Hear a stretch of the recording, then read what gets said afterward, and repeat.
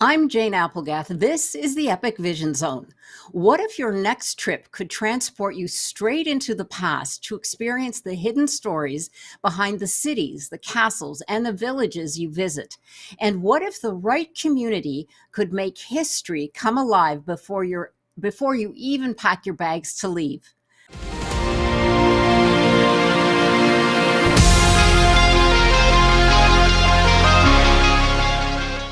Jackie Lapin wrote, "The world is my classroom." From breaking barriers as one of America's first female sports writers to founding award winning companies, Jackie Lapin has spent her life defying limits. She is a best selling author, a media pioneer, and the ultimate historic adventurer. Now she's turning her passion into a movement with the Historic Traveler International, a global blog and membership community for history lovers who crave more adventure. With over 500 historic destinations visited, 20,000 breathtaking photos, and a personal library of over 600 historic novels, Jackie Lapin is your guide to seeing the world through a richer, deeper lens. Jackie's blog, her quarterly digital magazine, and her 7,500 title historic book directory connect travelers and readers to the soul of every city, inviting them to journey through time, one unforgettable story at a time. If you're ready to make your next journey unforgettable and step into the stories that shaped our world, Jackie Lapin is here to ignite your adventure and awaken your inner historic traveler. Welcome, Jackie. Thank you for joining us here today. Jane, thank you so much for having me. I'm just delighted to be here. Thanks for being so enthusiastic about this. Yes, I love it. I mean, this is like Jackie and I were just chatting offline a minute ago, and this is so exciting. I mean, the world, like you said, is your classroom, and there is so much to delve into. We get rooted in everything that's around us and all the static, as I call it, but this is something exciting and adventurous. So let's get started. I feel like I'm on a trip already, just talking with you. So, what inspired you to create the Historic Traveler? So I've been a closet photographer throughout my professional career, and everywhere I traveled, I took my camera along. And now, of course, today the cell phone cameras just really make it fabulously easy. And so I had accrued all these photos for all these years, and I was pushing the old businesses out. And a girlfriend of mine did an intuitive reading with me. And at the end of that, she says, "Oh my God, I know what you're going to be doing. You're going to be doing a blog." And that is when, like, the heavens opened up and the vision came in. And creating a blog that not only featured my photography and the storytelling about each location, because I love to find the history. And a lot of times people don't know some of the nuances, even if they know a place, they don't know what really made it. And then the historic novels, mysteries, and history books that make you feel as if you live there. So bringing that all together, I mean, it's not like any other blog or travel or history or even historic novels, it's all in one. So once we started that and the concept became together, then it became all right, if you want more, let's create a community. Let's create Mm. something for people that go deeper. And so that's when we created a Historic Traveler International. So it's Historic Traveler, which is the blog, and Historic Traveler International, which is the membership group. Right. Oh my gosh, so exciting. And we'll delve into that more because there is so much richness here. It's like you said, blog isn't actually even big enough word for what you are creating. We'll have to come up with a new one. Because this is actually really a new concept, and thank goodness that we have the internet so that you can share all this information and this exciting adventure with everyone. So you have a very interesting logo. Can you describe it to those listeners that aren't fortunate to see it here on the screen, and tell us about the logo? So the logo is the essence of what we do and who we are. It actually embeds the iconic symbols of these various different cities into our logo. So the H, for example, is the London Bridge. The I is Big Ben. There is the Christ that is overlooking Rio as the T. You have wagon wheels from Western America. You have an iconic column from Greece. You have a totem pole from Alaska. You have the Leaning Tower of Pisa as an L. You have the Eiffel Tower as an A. So we've incorporated all these into the logos to illustrate it. And then that side by side with a world and a open book of open pages. So it encompasses everything. Wow, so much creativity put into the logo. I love it. Thank you for taking us down that road. And anyone who hasn't been able to see it here on the podcast, go and check it out. If you pull up the YouTube version, you'll be able to see the picture of it. But that is amazing. That obviously you've given a lot of thought to that. And I love it because you're even traveling, looking at your logo. So, give our audience then some insight into your blog posts and what readers might expect when they go there. So I have already written about 50 of them, and about 20 are posted.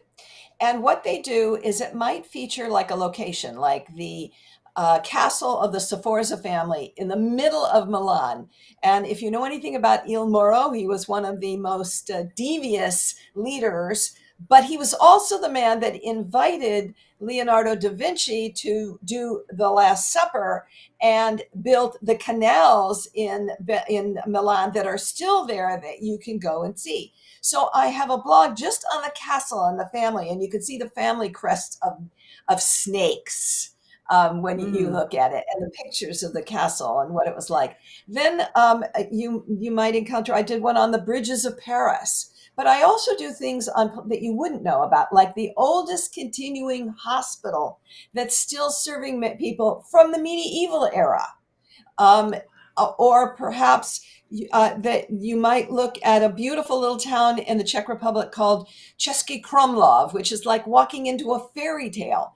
And I don't give you one or two pictures. I give you 20 or 30 pictures a lot of times so that you can really immerse yourself in what it's like to be there. And I walk you through the history of the town or whatever I'm speaking about. And then I give you what to look for, what the places that you see or the nuances, and then I'll also tell you a little bit about the people who were behind it a lot of times, if there is somebody.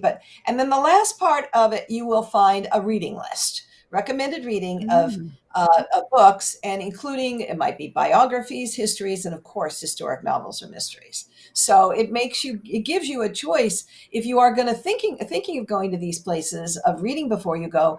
But if you just are intrigued and you think, well, that book sounds interesting, you've got a new book to potentially browse and look at. So, and part of what we offer, and we'll talk more about the membership, is we have the world's largest directory of historic novels, mysteries, and history books by country, state, or city, so that you can Mm. find, but if you're looking for a particular genre or a place, you can find books that fit for that. Mm. Jackie, this sounds like a television series. It's amazing. Oh my gosh, what a concept. Oh, wow. Thank you. This is just so exciting. And I love your enthusiasm. I mean, I just want to jump on the website right now, but let's continue for our listeners. How many countries have you explored and what are some of your favorite spots? So I've been to 50 countries, and that includes a lot of little Caribbean islands. But I think, Bruges, Belgium is one of my all-time favorites. Mm. And it's like a mini Amsterdam with little canals all through it. I love Český Krumlov, the one I was just telling you about, the fairy tale village. But there's other fairy tale villages. Like there's one there in Spain called Segovia, and Segovia has a castle in it that looks like it was something right out of Disneyland. And speaking of Disneyland, there's one of the great castles that influenced the creation of the Disneyland castle is Neuschwanstein in Germany, in Bavaria. Mm. And so that's a really interesting castle to travel to. But I'm preferable to I'm my lean toward Europe and the UK. I mean, I just love just about anything in the UK because I feel like I know I've had some past life there. Um, and so throughout Scotland, Ireland, you know, a charming city in Ireland is Kerry. Excuse me, is Killarney in Kerry, which is just very sweet. We did a blog on that Mm. recently too. So, I mean, you can just name almost any place that I've been, and I can pick a wonderful little place to visit.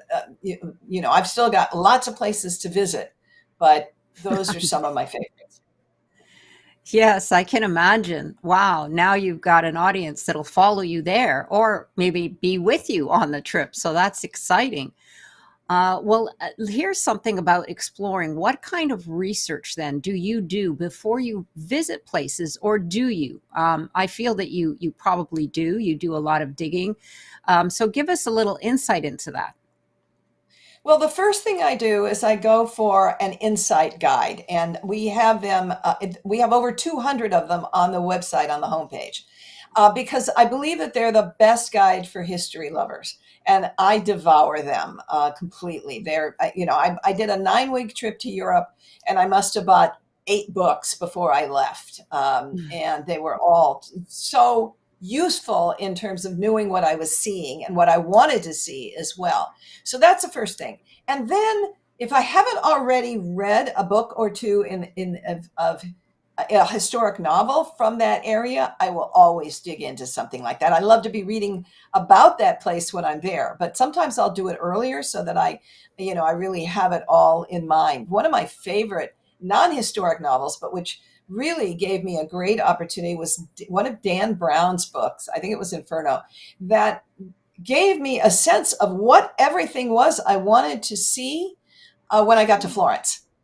And so here was a novel, but basically informed the history of what I was seeing in the context of the novel. And it just really helped me experience it in a bigger way. And so, but I'll usually go for something that's been established, either whether it's the classic novelists all the way back from James Michener and Leon Uris and Irving Stone, all the way to more modern historic novelists. Right. It's so interesting that you see the value. Like you've got a novel and we get immersed in the story, but you're picking up because that's your passion. You're picking up on the place that it's being told from or the place that people are visiting. And like you said, that's what sparked your interest in certain places. So that's really interesting. I think it's because you've got your radar up and it's you're all aligned with the places and the people, but that's amazing. But what's really interesting about this, Jane, is that all of these books come together. So I'm Mm, reading books all over different periods of history and different sovereigns and different main figures and all of that. right. And when it all comes together, you think, oh, well, that person did that here, and this is what resulted in why this is their children and this is their homes. I remember I was on a bus and I had just finished a fabulous series of Anne of Brittany, which Mm, she was an amazing sovereign, the last reigning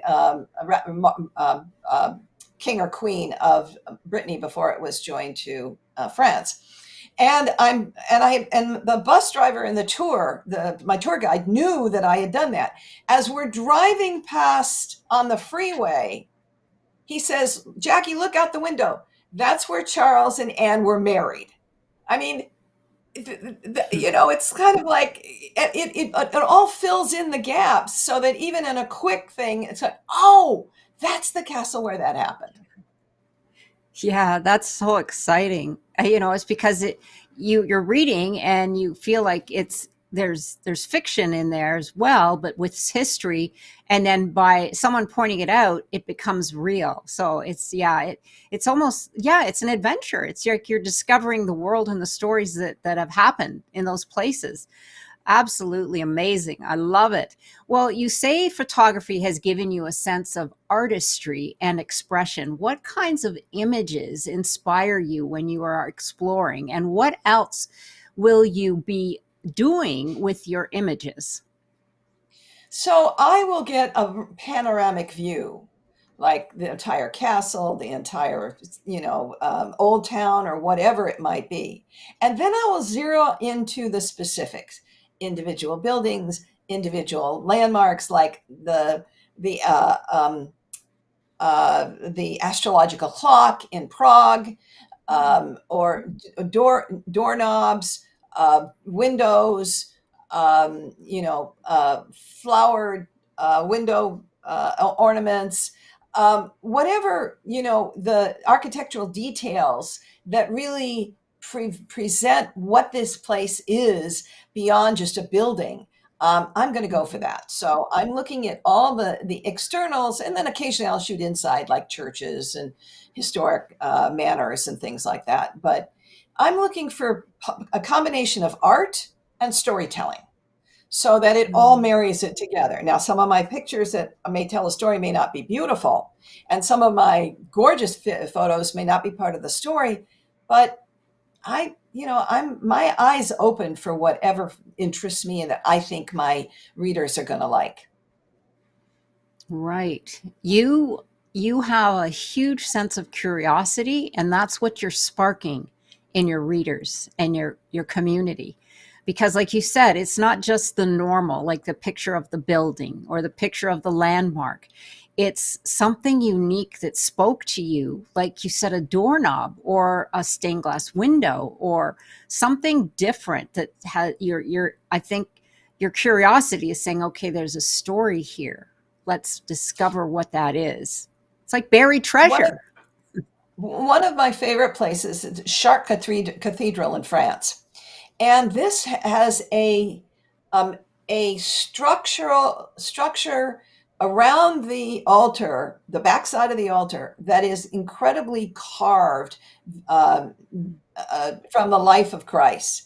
These beautiful tableaus, and the pictures from this were just stunning. Were just beautiful. But everywhere you looked in Chartres, something was. It also has the best collection of stained glass, pretty much in any part of Mm. Christendom. So, when you walk in, you might not know what you're going to encounter, but the camera will lead you to it. Mm. Yes, yes, absolutely. Well, give us some, thank you for that, by the way. Just wonderful. I can't wait to get on the site. Like I said, I'll be on it just today after our call. Give us insight then into the Historic Traveler International. What inspired this membership program and some of the available benefits? So, many of us people who love these topics are operating in isolation.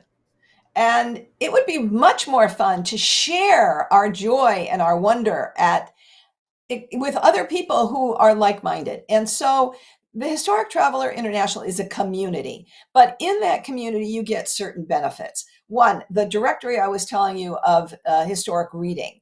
We also have the world's largest directory of historic hotels. Then, if so, no, you don't have to go looking; they're right here. The next thing is the world's first directory of historic TV dramas and where you can see them on the podcast or streaming. We have a community meeting once a month and a chat for people to get engaged. And there's always cool stuff in there. We have a book club for the book lovers. And it will be hitting on different topics and different authors in that book club. We have a book swap if you want to just kind of swap books with people. We have a travel matching program if you want to meet people to travel with. We have travel discounts. We have a deeply discounted travel portal and a travel agent who will book for you. Mm. We also have a 75-page magazine. And this magazine, the first half is all about destinations. And the second part of it is about media, which book reviews on various different kinds of books that you can read that are all history centric. We also talk about TV and movies in that section, but it covers so much that adds to your well beyond what you get from the blog. So, and we have an incredible photo gallery and that's accessible to everyone. But the membership program gives you so much more, so much deeper. And I'm going to be interviewing authors and experts. For example, the magazine has the man who saved the America's lighthouses. I did an interview with him, and I'll bring him on at one point. We have an author that's done 3 different historical novel series. And the one is going to be the spring summer issue is going to have an interview with a woman who's an expert in graveyards, cemeteries, and ossuaries. And she's actually also a novelist. So we're always looking for interesting people to bring to our community so people can get engaged with them. And then eventually I will start doing tours with people. That's to come.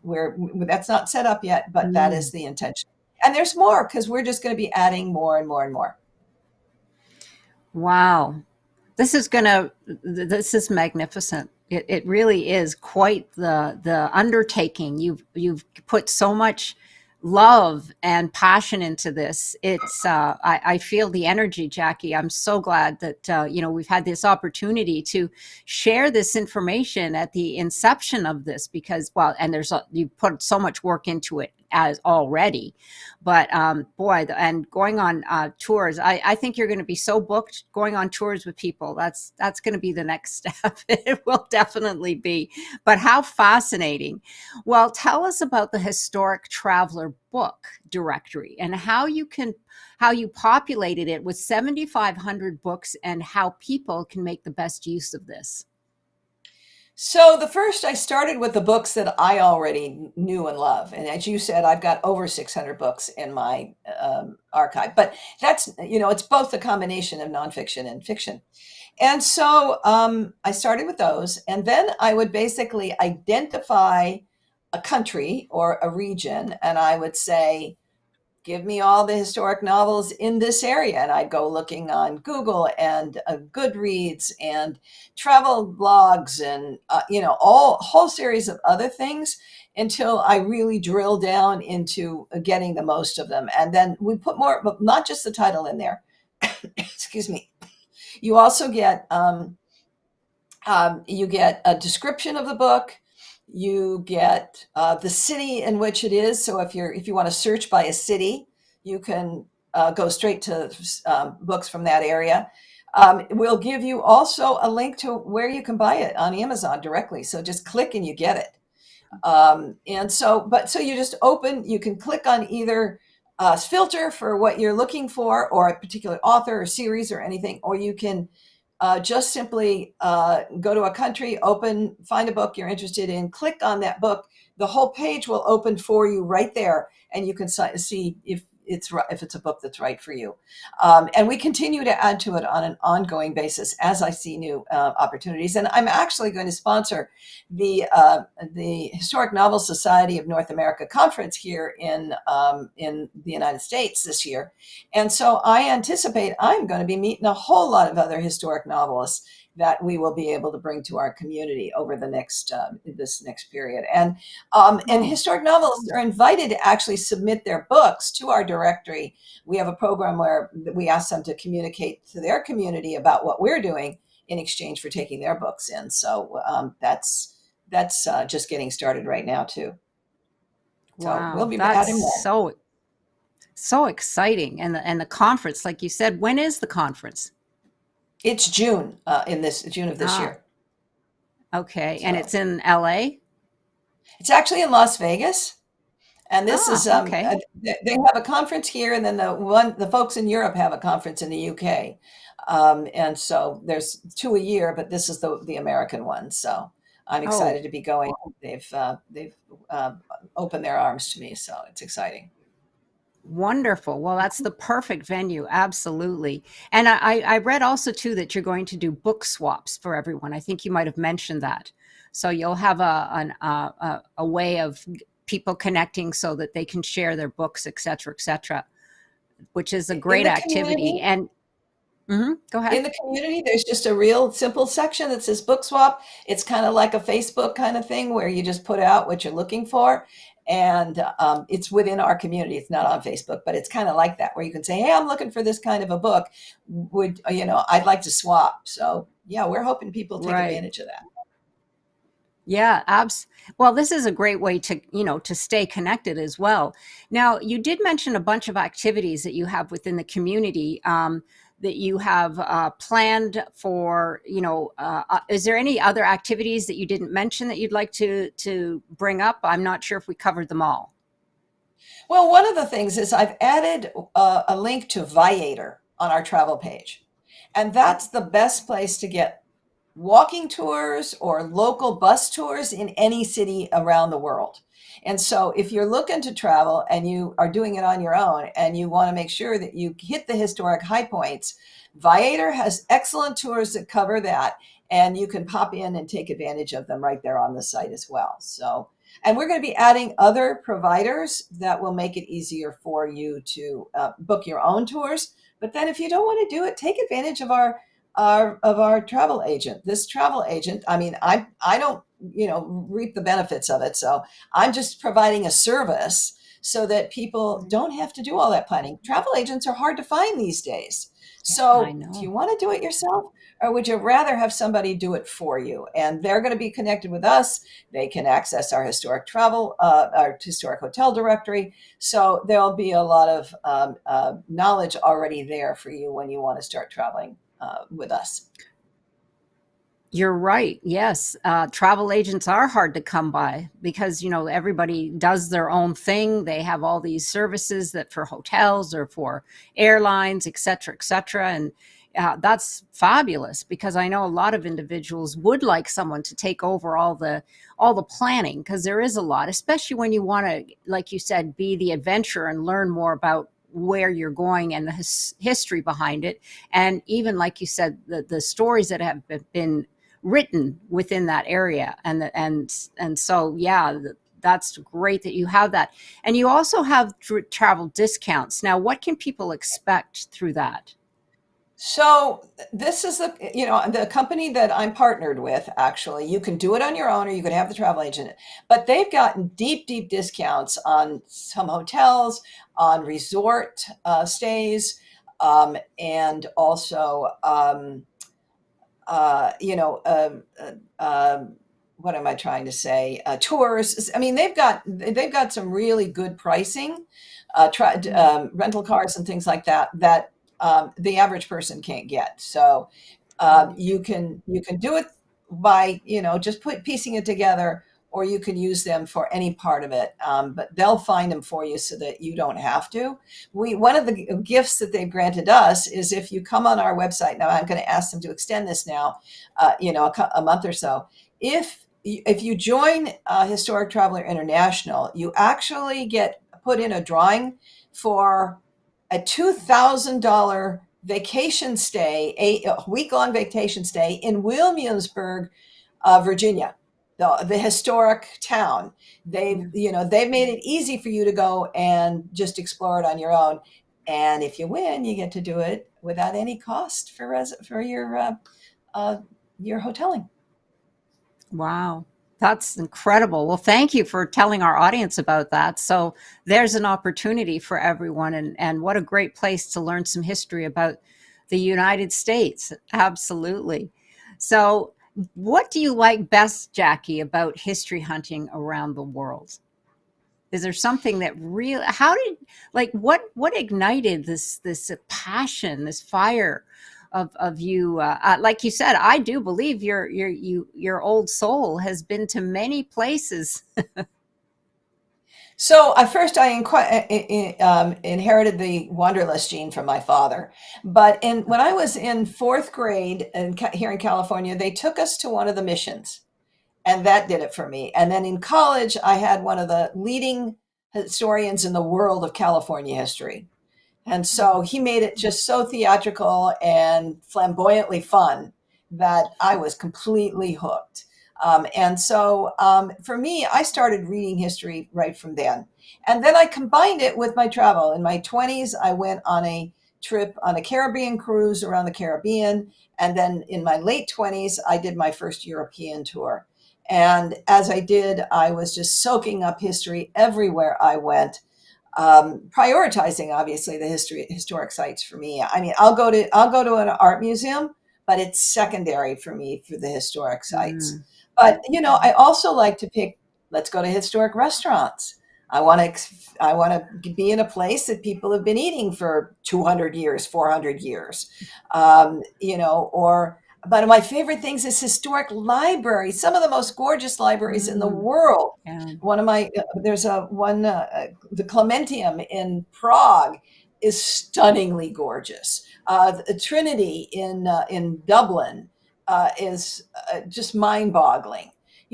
So I whatever it is, it fills me with a sense of what would have liked to have been here. Mm, What did the people yeah. experience? What if I lived in this era? What would I be facing? Who would I be encountering? Who would be my sovereigns, and what would be the influences happening to me? So you try to experience what it would have been like had you been there experiencing it. That's why I think the books are so important for me, because it fills in that gap. Right. It takes you on that adventure. It's storytelling, and it's so interesting, Jackie, because as the world rushes on to the future of AI and computers and all that's happening future, here you are delving into the richness of history and the what happened there, because there is so much to learn from history and rich history as well. So I think that's wonderful because you know there's so people are so focused on what's happening, what is going to happen, when we have so much richness to enjoy while we're here. So let me also say that in a world that is as stressful and as difficult as what Yeah. many of us are now facing, escaping into a history is a great thing for our mental health. To get away from the stress of everyday life and just enjoy something that is the outcome already is kind of awfully fun. But I also want to make a point of, if you're traveling, make sure that if you're on a tour, you don't hang at the back, because Mm, the most valuable thing you have is the tour guide. yeah. Stand at the front when you're on a walking tour. Sit at the front when you're on a bus tour and ask questions. Learn about their life. Learn about nuances that she or he is not already telling the group because they're only interested in big picture. Ask about the king, or the story that you knew. For example, when I went to Holyrood Palace, this is the room in which Mary Queen of Scots' secretary was murdered. So ask the details, because it's just going to make it more fun. Yeah, you're right. I mean, everybody has stories, and especially like you said, those bus drivers or those tour guides, because there's lots that they're told that they can share, but then there's other things that they know because they've been there and doing it for so long. And those are the stories that make it so unique. I love it. I love your sense of curiosity. I mean, because that's what we're born with, a sense of curiosity and creativity. And it just brings out the kids in us, the child. Like you said, I agree 100%. This is so needed in our world today, is a timeout. And what better way to do it than not only enjoy another country and culture, but immerse yourself in the stories and the tales and the castles and the adventure, because then you feel like, who needs Disney World? Go and do it for yourself, really. I mean, because that's what this is, a bigger, better version of that. So you're not just living in an encapsulated version by a corporation, basically. And I don't have anything against Disney World or Disneyland. I think they're fabulous, but go and explore the real world because it has so much to offer. Yes, so much to And there's some, offer. and when you're in these places, there's some great museums that are going to give you more Yeah, of the sense of how people lived. I mean, I right. love a great museum that will Mm, just provide the color to Yes. beyond just what the walls you're seeing. Right. Yes. And those libraries sound incredible. I mean, you're just immersing yourself in not just the history, but the energy that's there. And that makes a huge difference. So, where do you go from here, Jackie? What is next on Jackie's plate? I mean, this is huge. So, I'm not sure if there's much room for more, but give us some insight. New locations. So my intention is to hit Egypt next year. And Oh, somewhere along the line, I'll also get to Turkey. But I just found out that they put scaffolding up on the Hagia Sophia, the mosque. And so I'm not going until they take that scaffolding off. Doesn't make for pretty pictures. But I will do that. But Malta is on my list. Morocco is on my list. Lots of other places that I haven't been. There's other parts of Germany and Eastern Europe that I haven't hit yet. I was in Croatia this past year, but I would love to go to Bulgaria. And I love to combine both the landscape and the historic. So I'll go to, if there's a beautiful park, or if there's some other, like an island. When I was in Dubrovnik, I also went to Korčula Island in Croatia. Just the other kinds of elements, seascapes and landscapes. So it just adds more beauty to what you see and experience. So right. there's plenty more to come. Yeah, absolutely. The world is a big place for sure. Well, thank you for that. And you have a free gift for our listeners. Tell us about that. So it's 20 international cities where you can immerse yourself in history and the books that will make you feel as if you live there. This is a guide Mm, which will give you those 20 cities and what to see in each of those cities. So don't pass it up. mm. The way to access that guide is go to thehistorictraveler.com/guide. And again, that's and you got to put the THE in the beginning, thehistorictraveler.com/guide. So, and the one thing I want to encourage people to do is just come over to the website and then opt in for the newsletter and blog updates. Because if you miss blogs, we're going to tell you which ones to come back and see. There's also cool new news in there. For example, there was an archaeological dig in Charleston that invited you to come. I've also got one coming up on walking tours for various different historic periods in New York. So there's plenty also in the newsletter that will augment what you're getting just on the website. So sign up when you come on over there, and we'll just keep filling you up with more information, more fun. Yeah, I love it. More fun. That's what the world needs right now is more fun. So you got to go. You can't go wrong with more fun. Let's put it that way. There's no going wrong with that. So, Jackie, if there was one message that you would like our listeners to take away from this conversation, what would it be?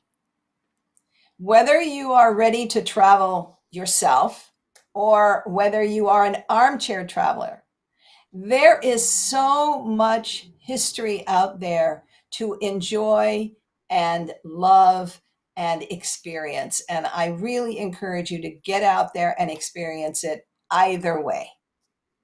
Mm, yes, absolutely. Life is short. Explore.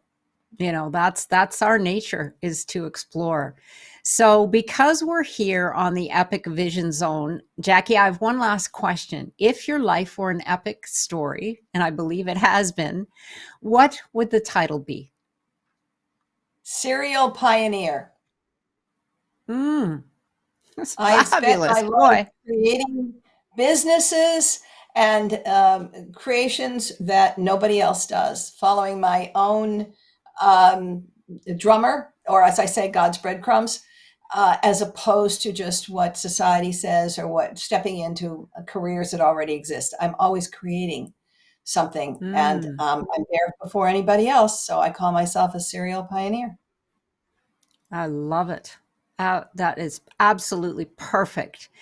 Well, thank you again, Jackie, for joining us here today. And once again, for information and to connect with Jackie, go to the Epic Vision Zone bio pages where you will find all of their social media and direct contact information and all of the free offer as well.